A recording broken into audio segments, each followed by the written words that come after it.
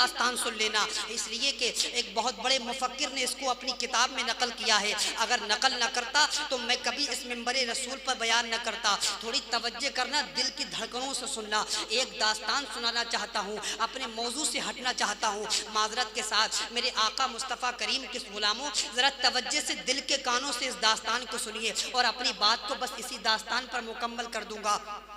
خراسان کی سرزمین سے ایک قافلہ نکلتا ہے سیر کرنے کے لیے۔ جیسے ہی سیر کرنے کے لیے یہ قافلہ نکلا، نکلنے کے بعد یہ بہت بڑے امیر لوگ تھے، اس لیے کہ ہمارے مذہب میں یہ اجازت دی گئی ہے، اگر اللہ نے آپ کو مال و دولت دیا ہے، اگر اللہ نے آپ کو فراوانی دی ہے، اگر اللہ نے آپ کو مال کی کثرت دی ہے، تو آپ زمین میں سفر کریے اور گھومیے، ٹہلیے زمین کے اندر۔ قرآن میں فرمایا گیا ہے سیرو فی الارض، یعنی زمین میں سفر کریے، زمین میں سفر کر کے دیکھیے اللہ نے کہاں کیا کیا عجائبات کو رکھا ہے۔ اب یہ خراسان کی سرزمین سے نکل کر ایک جگہ ہے بلخ، اس کو بلخ بھی کہا جاتا ہے۔ بلخ میں جب پہنچتے ہیں، یہ قافلہ پہنچتا ہے تو ایک غریب مزدور تھا، وہ اس قافلے کے ساتھ ہو لیتا ہے اور کہتا ہے آج میں بھی جاؤں گا۔ جیسے آج ہم نینی تال گھومنے کے لیے جاتے ہیں، کوئی کشمیر کی وادیوں میں جاتا ہے، کوئی بنگال کی کھاڑی میں گھومنے جاتا ہے، وہ کہتا ہے اپنے دل کو راحت پہنچاؤں گا، اپنے دل کو تسکین پہنچاؤں گا۔ اسی طریقے سے وہ نکلے تھے سفر کرنے کے لیے۔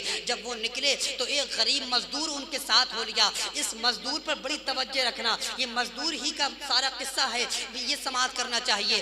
یہ مزدور جب ان کے ساتھ ہو لیا تو وہاں جب پہنچ گئے تو وہاں پہنچنے کے بعد انہوں نے سوچا کہ رکنے کا بہت زیادہ ارادہ ہے تو کوئی گھر بنایا جائے۔ انہوں نے ٹانٹ کا ایک گھر بنا لیا گیا۔ پہلے کے زمانے کے گھر آپ نے دیکھے ہوں گے۔ انہوں نے بنایا گھر، بنانے کے بعد انہوں نے کیا دیکھا کہ ایک شاہی محل سامنے ہے۔ بہت مختصر اپنی بات کر رہا ہوں، ایک شاہی محل سامنے ہے۔ اسی محل کے سامنے انہوں نے اپنی کٹیا بنا لی، اپنا ایک جھوپڑا بنا لیا اور اسی میں رہنے لگے، تمام لوگ رہنے لگے۔ جب یہ ایک باغ ان کو خوبصورت نظر آیا، اس لیے کہ ٹہلنے گئے تھے خوبصورتی کی بنا پر، جب یہ ٹہلنے کے لیے نکلے، جب وہاں پہنچے تو انہوں نے خوبصورت باغ دیکھا۔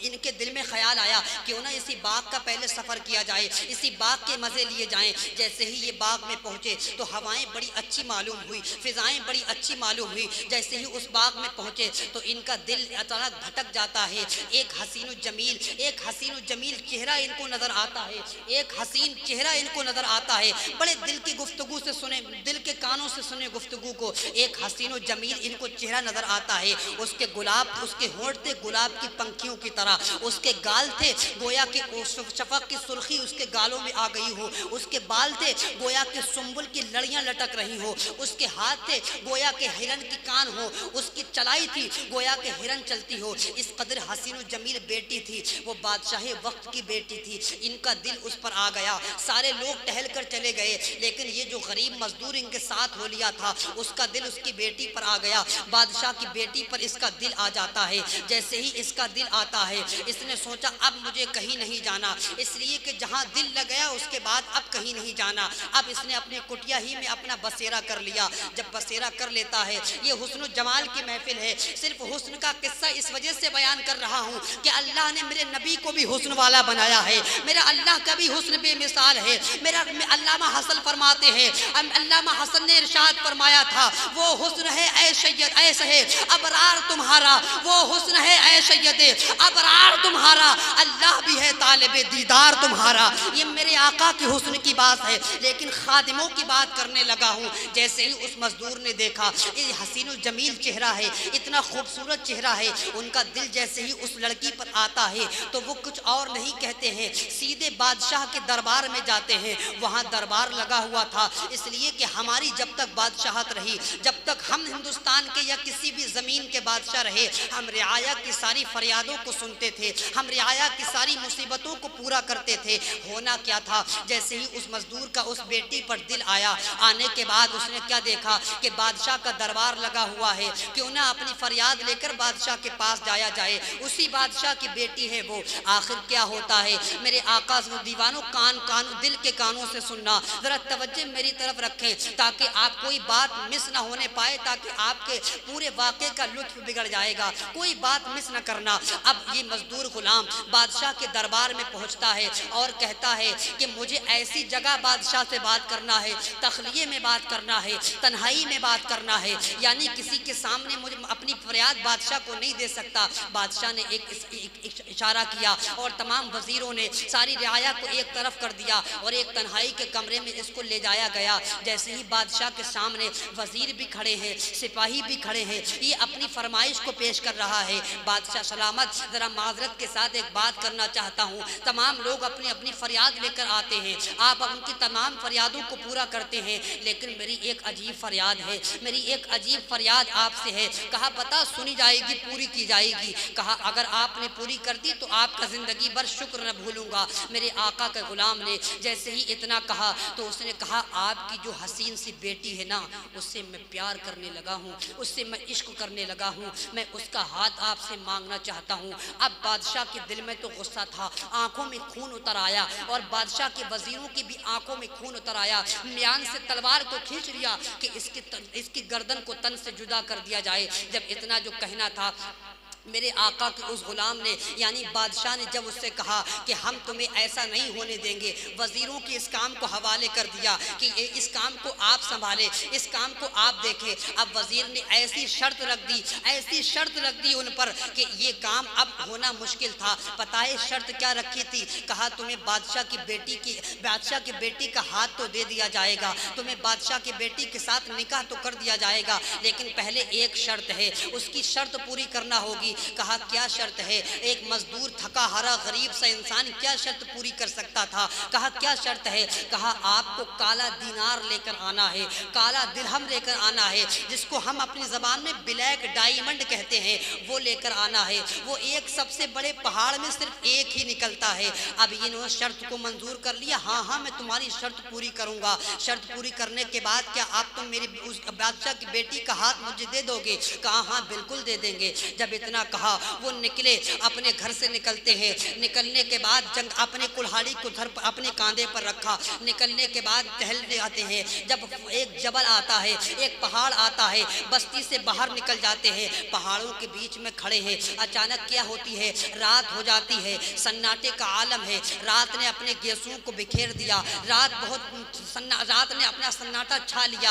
अब ऐसे आलम में जब ये होता है तो अचानक क्या होता है? इन पर नींद का गलबा होता है, ये लेट जाते हैं। और होता क्या है? फिर बारिश यानी हवाएं तेज चलती हैं, बारिश का मौसम होने लगता है। अब जैसे ही बारिश का मौसम हुआ तो पहाड़ की एक चट्टान टूटी और इनका रास्ता बंद हो गया। जब इनका रास्ता बंद हुआ ये बेचैन हुए, ये सोकर उठे, आगे का सफर अब मैं कैसे तय करूंगा? इतने में एक बुजुर्ग नमूदार होते हैं। रिवायत में आता है ये बुजुर्ग कोई आम बुजुर्ग नहीं थे, ये हजरत खिद्र अलैहिस्सलाम थे, ये हजरत खिद्र अलैहिस्सलाम थे। जैसे ही ये आए और उन्होंने हाथ कांधा पकड़कर कहा, ए नौजवान जरा तू ये तो देख, इसी जो ठेरी तेरे सामने है इसी को हटा ले, वरना ये तमाम पहाड़ तेरे आगे आके खड़े हो जाएंगे, तो फिर इस यहाँ से न निकल सकेगा। जैसे ही इतना कहना था ये मजदूर आगे निकलता है, कुंडाल अपने कांधे पर रखे हुए है और उसमें मारना शुरू करता है। जैसे ही मारता है, पहाड़ पर मार रहा है, गोया कि एक मजदूर से पहाड़ की चट्टान हट जाएगी, ये हटाने की कोशिश कर रहा है, इसलिए कि आशिक हो गया था, इश्क हो गया था। जैसे ही ये आशिक हुआ और इसने कुंडाल मारना शुरू की, खुदा का करना ये, जैसे ही वो चट्टान टूटी उसके अंदर एक दिरहम निकला, उसके अंदर एक ब्लैक डायमंड निकला। इसने खुशी खुशी उठाया, उठाने के बाद क्या कहा कि अब मेरी मुराद पूरी हो जाएगी, अब मुझे बादशाह की बेटी का हाथ मिल जाएगा, अब मुझे बादशाह की बेटी मिल जाएगी। जब इतना कहा और लेने के बाद पहुंचा बादशाह के दरबार में। किस्सा बहुत तवील है लेकिन मैं मुख्तसर कर रहा हूँ। पहुंचा बादशाह के दरबार में, कहा कि लीजिए अब मुझे आप बेटी का हाथ दे दीजिए। जैसे ही वजीरों ने देखा ये तो ओरिजिनल लेकर आया है, ये तो असली लेकर आया है, ये मजदूरी इतनी मजदूरी कहाँ से कर लाया और कैसे ले आया? जब इतना कहा तो होता क्या है? कहा तुमने एक शर्त तो मंजूर कर ली, अब दूसरी शर्त और है। कहा वो भी पूरी करूंगा, इसलिए कि मैंने मोहब्बत की है, मैंने प्यार किया है, मैंने इश्क किया है, मैंने उसको अपना दिल दे दिया है। मैं ये भी शर्त शर्त अपनी मंजूर करूंगा। उस वक्त में वजीर ने कहा था अब तुम्हें सफेद दिरहम लेकर आना है, सफेद दीनार लेकर आना है। जब इतना कहा फिर निकल जाता है पहाड़ की तरफ। ये पता है सफेद दीनार कहाँ मिलता है? ये समंदर के अंदर, सीप के अंदर मिलता है। ये सफेद दीनार जैसे ही वो पहुंचा समंदर के किनारे खड़ा हो जाता है। वो कहते नहीं इश्क जब होता है तो आंखें बंद हो जाती है, इश्क जब होता है इश्क अंधा होता है। जैसे ही वो समंदर के किनारे खड़ा हुआ, हाथों से पानी ले लेकर समंदर को खाली कर रहा था। ये इश्क था उसका। क्या भरा समंदर खाली हो सकता था? अचानक क्या हुआ, समंदर में मद्दो जज्र आए, समंदर में एक हवा आई, समंदर में तुगयान आया और पानी की लपटें बाहर आकर गिरी और बहुत से सीपों को उठाया और उनके अंदर से इसने वो दिरहम निकालने के बाद बादशाह के पास पहुंचा। जैसे ही बादशाह के पास पहुंचा कहा अब आप हमारी बेटी को दे दीजिए। इतना जो कहना था, अचानक होता क्या है, एक मलका दौड़ती हुई आती है और कहती है बेटे बादशाह सलामत, जिस हुस्न की मलका का ये जिक्र कर रहा है वो छत से गिरकर उसका इंतकाल हो गया है। अब इसकी पैरों के नीचे की ज़मीन खिसक गई कि मैं जिसके इश्क की खातिर मैंने इतनी परेशानियां उठाई, जिसके इश्क की खातिर मैंने इतना सब कुछ किया, आज उसका इंतकाल हो गया। अल्लाह अकबर प्यारे, जब उसका इंतकाल होता है कफन दफन के बाद उसको मुसलमानों के कब्रिस्तान में दफन कर दिया जाता है। इसके दिल की तमन्ना दिल ही में दबी रह गई। जैसे ही आगे बढ़ता है तो क्या हुआ, रात का जब सन्नाटा होता है तमाम लोग मिट्टी देकर घर को पहुंचे। ये अपनी कुदाल लेकर पहुंचा था उसके पास, यानी कब्रिस्तान की कब्र के पास पहुंचा और इसने जल्दी जल्दी मिट्टी को हटाया। हटाने के बाद ये कब्र में उतरा और उसने अपनी उस लड़के को उठाया और अपने कांधे पर डालकर अपनी कुटिया में लेकर आ गया। जब अपनी कुटिया में ये मजदूर उस बेटी को ले आया और जमीन को पाट आया, मिट्टी को वहीं सेट कर आया। जैसे ही इतना कहना था, आखिर में ये अल्लाह की बारगाह में फरियाद करने लगा, मेरे माबूद तो तेरा फरमान है कि मेरी रहमत से किसी को ना उम्मीद नहीं होना चाहिए, इसलिए कि तेरा फरमान ला तक़नतु मिन रहमतिल्लाह, मेरी रहमत से किसी को ना उम्मीद नहीं होना चाहिए। मेरे माबूद मेरे इस लाज रख ले, मेरे इश्क की लाज रख ले। अब जब ये करना था तो अचानक दरवाजे पर दस्तक होती है और दरवाजे पर जब दस्तक हुई तो अंदर से एक तबीब और एक उनका गुलाम साथ में आता है। साथ में आपके एक खजूर दान है, यानी तबीब के हाथ में वो दवा लेकर आता है। कहा नवान क्या हुआ है, इस बच्ची को क्या हुआ है? कहा इस बच्ची का इंतकाल हो गया है। अल्लाह अकबर प्यारे, दिल के कानों से सुनना गुफ्तगू। उलमा से मादरत चाहता हूँ, बात लंबी हो रही है। मेरे आका मुस्तफ़ा जान रहमत सल्लल्लाहु ताला अलैहि वसल्लम के इस गुलाम ने कहा बेटी का इंतकाल हो गया है। जैसे ही इतना कहा तो उस तबीब ने एक नब्ज पकड़ी। नब्ज पकड़ने के बाद कहा बेटा इसका इंतकाल नहीं हुआ है, इसकी सांसें अभी चल रही हैं, जल्दी कर मेरे पास दवा है, मैं इसको तुम्हें देता हूँ और इसके तलवों पर रगड़ना, इसके नीचे रगड़ना। जैसे ही उसने इतना कहा उसके तलवों पर जब रगड़ा गया तो कफन के अंदर से उसकी एक हौंक निकली, उसकी एक आवाज़ बुलंद हुई, उसकी एक आह ठंडी सांस आई उसको। जैसे ही सांस आई इसकी जान में जान आ गई, मेरी महबूबा अभी जिंदा है,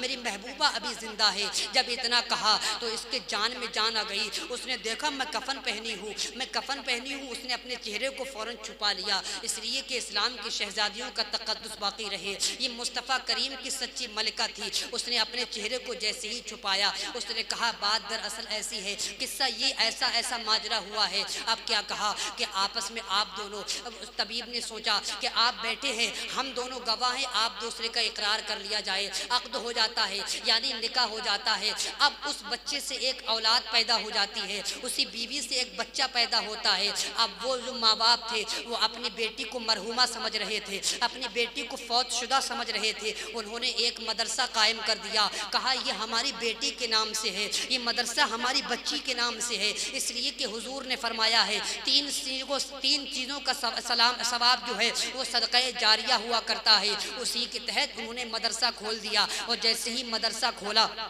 खोलने के बाद उसमें बहुत सारे बच्चे जाने लगे। अब वही लड़की का बच्चा भी बादशाह के मदरसे में पहुंचता है। एक दिन बादशाह मदरसे के बच्चों को देख रहा था। देखते देखते अचानक उस बच्चे पर बादशाह की नज़र पड़ जाती है और बादशाह देखता है ये तो हमारी बेटी की तरह है, इसका चेहरा बेटी से मिलता है। अल्लाह अकबर प्यारे, जब इतना सुनना था उसने जब देखा कि इसका चेहरा तो बेटी से मिल रहा है, बच्चे को अपनी गोद में लिया, तन्हाई में अपनी बेटी को याद करने लगा। याद करते करते जब वो पहुंचा था तन्हाई में, अपनी बीवी को बुलाया, देख तो अपनी बेटी की तरह इसका चेहरा मिलता है। कहा हाँ वाकई मिलता है। कहा इसके वालिदैन कौन है, उनको बुलाया जाए और उनसे इस बेटे को मांग लिया जाए। तो बादशाह ने कहा था नहीं नहीं, इस्लाम का तकद्दुस ये नहीं है कि बेटों को हम ले लें, बल्कि वालिदैन को यही बुलाओ और महल में जगा दो, ये बेटा हमारी नज़रों के सामने रहेगा। इसलिए कि ये बेटा नज़रों के सामने रहेगा तो बेटी की याद हमें कम आएगी। इतना सुनना था। अल्लाह अकबर। वालिदैन को बुलाया गया। वालिद मोहतरम अपने चेहरे को बदल कर वहाँ पहुँचे कि कहीं मुझे ये पहचान न ले, इसलिए कि फरियाद लेकर 3 बार जा चुका था, कहीं मुझे मजदूर को ये पहचान न ले। जब इतना कहना था तो जब सब सामने पहुँचता है तो उसने देखा कि मेरी बेटी चांद से बेटी की जिसकी याद आ जाए वो बच्चा है। इन्होंने इनकार कर दिया कि मैं तुम्हारे महल में नहीं रह सकता, मैं तुम्हारे महल में नहीं रह सकता। अब बच्चे को लेकर अपनी कुटिया में आ जाते हैं। जैसे ही कुटिया में आए तो बादशाह की बीवी जो थी वो कहा मुझे अपने बेटी की याद आ रही है, मुझे उस बेटे को देखना है, चलो उस कुटिया में चलते हैं। तमाम वजीरों ने लाइन लगा ली। आज बादशाह की बीवी एक कुटिया में जा रही है। तमाम लोगों का शोर हो गया कि आज कुटिया में बीवी जा रही है। जब इतना पहुंचा, कुटिया में जब पहुंची, बीवी ने जब देखा कि मेरी चांद सी बेटी भी जिंदा है, मेरा ये बेटा उसी का बेटा है, कहा क्यों ना एक से शक्ल का होता, इसलिए कि बेटी मेरी जिंदा है। सारा माजरा बीवी को बताया कि बात ऐसी थी और ऐसा ऐसा हुआ था। अब जब इनको इतना पता चला कि हमारी ही बेटी का ये बेटा था, उस वक्त में बादशाह ने जैसे ही उस मजदूर को निकाला था कि आप चले जाएं और हमारे शहर हमारे महल में जाकर रहने लगे, उस मजदूर ने फिर महल में रहना गवारा नहीं किया। उस मजदूर ने उस महल में रहना गवारा नहीं किया और कहा अल्लाह की रहमत से अगर मुझे इतना सब कुछ मिल सकता है, एक झूठा मैंने इश्क किया था, एक दुनियादार का इश्क किया था, तो मुझे इतनी बड़ी बादशाहत मिल सकती है, बादशाह अपना महल दे सकता है। अगर मैं यही इश्क रसूल अगर आमिना के चांद से करता, अगर मदीने के मुस्तफ़ा से करता, अगर अब्दुल्ला के दुलारे से करता, तो मुझे दुनिया में कैसा मकाम मिलता। उसने बादशाहत को लात मार दी। और यही नौजवान जब आगे बढ़ता है तो वो कोई और नहीं होता है, आगे जब बढ़ता है तो हजरत इब्राहिम बिन अदहम बनता है। ये हजरत इब्राहिम बिन अदहम है, जब पैदा होते हैं इमाम आजम बशारत देते हैं और हजरत इब्राहिम बिन अदहम उस जात का नाम है जिस पर इमाम आजम रश करते हैं। गौसे आजम के पीरों के पीर में इनका शुमार होता है, गरीब नवाज के पीरों के पीर में इनका शुमार होता है। प्यारे, अगर इश्क करना है तो मुस्तफ़ा जाने रहमत से करना, अगर इश्क करना है आमिना के चांद से करना, इसलिए कि दुनिया के अंदर जितने भी हुस्न मिले हैं ये मुस्तफ़ा के हुस्न का सदका है। आला हजरत ने फरमाया था हुस्न खाता है जिनके नमक की कसम, हुस्न खाता है जिनके नमक की कसम, है वो नमकीन हुस्न वाला हमारा नबी। इस वाक़े को अल्लामा अरशदुल कादरी ने अपनी किताब जुल्फ़ जंजीर नया नाम लाला ज़ार में तहरीर फरमाया था। मैंने वाक़या और हवाला भी इसलिए पढ़ दिया ताकि आपको कोई खलजान ना हो। अल्लाह की बारगाह में दुआएं इस महफिल को कबूल फरमाए और अपनी बारगाह में इस मज़्नू को कबूल फरमाए। अस्सलामु अलैकुम।